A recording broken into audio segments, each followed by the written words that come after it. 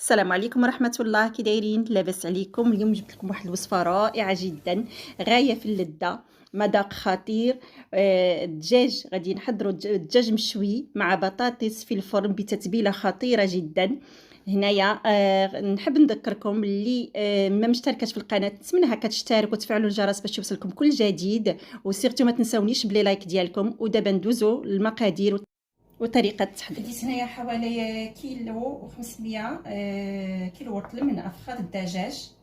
غسلتهم مزيان من قبل بالخل والملح، طريقه راكم عارفينها. نغسلوهم مزيان نخليهم هكا شويه يترقدوا، وفي الملحه وفي الخل انا كنزيد عليهم حتى شويه الهريسه هكا نرقدهم فيها. من بعد نشللهم ونخليهم يستقطروا باش تمشي بهم ديك الزفويه نتاع الدجاج. هنايا من بعد هكا ما استقطروا خديتهم، غادي ندير فيهم فتحات على هذا الشكل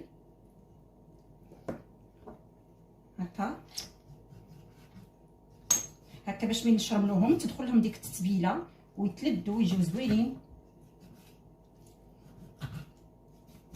صايب بحال هكا. هنايا غادي نجي ونطحن هنايا في واحد المول ولا في واحد البول هكا باش نخلطهم مع الشرموله. غادي نحتاجو هنايا عندي واحد الملعقه كبيره من الخل، عندي هنايا واحد الملعقه كبيره من كونسونطري الطوماط، عندي هنايا نص كاس نتاع الحليب. تقدروا تعوضوه هنايا بالزبادي الطبيعي باش كيعطينا واحد الطراوه للدجاج. هنا عندي واحد نصف كاس من زيت الزيتون. هنايا عندي زيت ديال حامضه صغيره. عندي هنايا واحد الفلفله حمراء صغيره شويتها وقطعتها على هذا الشكل، شويتها ونقيتها وقطعتها على هذا الشكل.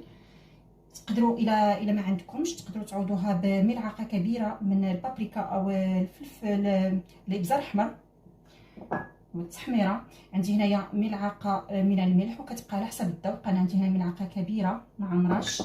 عندي هنايا واحد نصف ملعقه صغيره من الابزار. عندي ربع ملعقه صغيره ما كاملاش من القرفه. عندي هنايا حوالي 5 ديال الفصوص ديال الثوم انا فرمتهم هكا. هنايا غادي ناخذ واحد ربع ملعقه من الهيل مطحون، ربع ملعقه صغيره من الهيل المطحون. هنايا عندي عصير حامضه. هنا غادي ناخذ واحد نصف ملعقه صغيره من سكينجبير. هنايا غادي ناخذ واحد الميكسور باش هكا نطحن جميع العناصر مع بعضياتها باش تخلط لي مزيان. هنايا غادي ندير الزيت، كل العناصر غادي نضيفها هنايا ونطحنها باش نشرمل بها الدجاج. كيجي احسن ملي كطحنوا هكا التتبيله ديالكم كتجي احسن.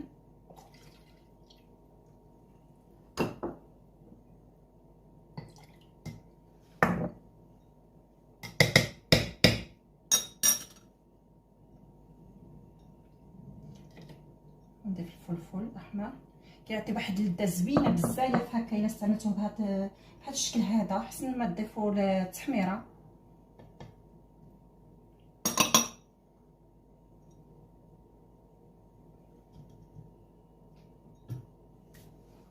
نضيف هنايا سكينجبير، هنايا الثومه. وإلا ضافتوا الكميه غادي تضاعفوا المقادير. عندي هنايا الابزار،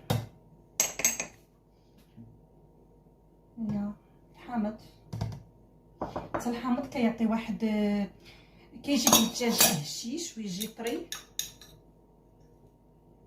هنايا غادي ناخذ الهيل. صايي غادي نطحن جميع العناصر مع بعضياتها ونتلاقاو من بعد. صافي هنايا شوفوا معايا طحنت عندي مزيان ديك الفلفله مع باقي العناصر. غادي نجي هنايا ونفرخها هكا فوق الدجاج. هاد الشرموله كتجي رائعه جدا. نحاول هكا ندخلها دوك الفتحات اللي درنا ديال الدجاج.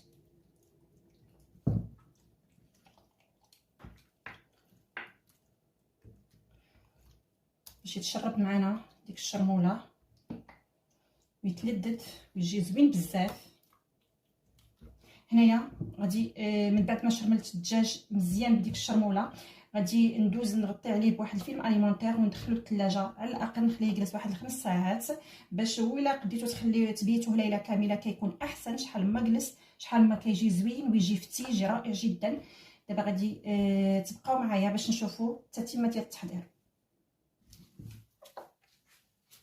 هنايا خديت واحد الكيلو ديال البطاطا وقشرتها وقطعتها على هذا الشكل دوائر كما كتشوفوا. غادي حتى هي ندوز باش نتبلها. غادي نجيب هنايا واحد البول اللي غادي نتبل فيه. غادي نوضع فيه ملعقه صغيره من الملحه، والملح كتبقى على حساب لا كونتيتي ديال البطاطا اللي عندكم، كتبقى على حساب الذوق. عندي هنايا اقل من نصف ملعقه صغيره من القزبر الحبوب مطحون.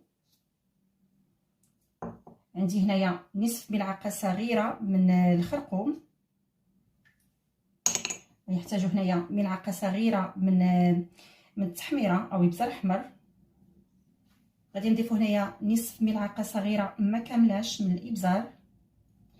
وايضا غادي نضيفو البودره نتاع البصل، حوالي ملعقه صغيره من بودره ديال البصل.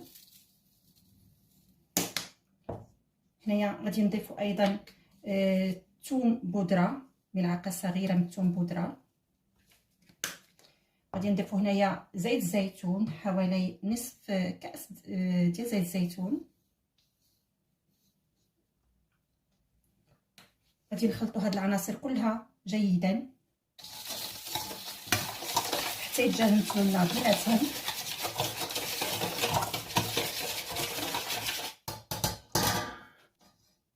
من بعد غادي نجي هنا ونضيف لها البطاطس ونتبلها مزيان، نخلطها هكا مزيان باش تشرب لي كامله التتبيله، تجي زوينه بزاف لذيذه، غاديش تشبعوا منها الا حضرتوها بهذه الطريقه.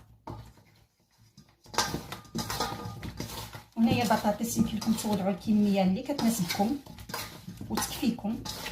انا هنا وضعت كيلو، نتوما لكم الاختيار. صايي هنايا غادي ندوز نخليها جانبا.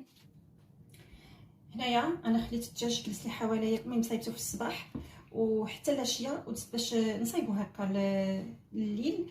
جلس عندي حوالي 7 ديال السوايع.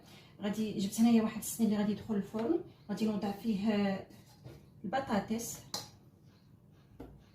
هكا على هذا الشكل. هي شحال ما خليتو الدجاج يجلس هكا، شحال ما تشرب ديك الشرموله ويجي زوين على هذا الشكل. حنا غادي نجيو نوضع فوق منها الخريطات ديال الدجاج.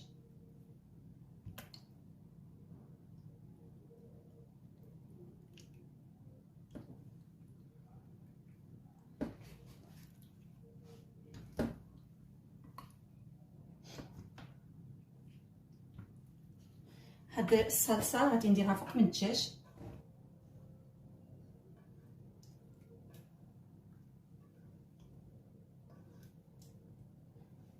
نحاول نوضعها غير فوق من الدجاج حيت البطاطا راني مشرملاها بطريقه اخرى مغايره.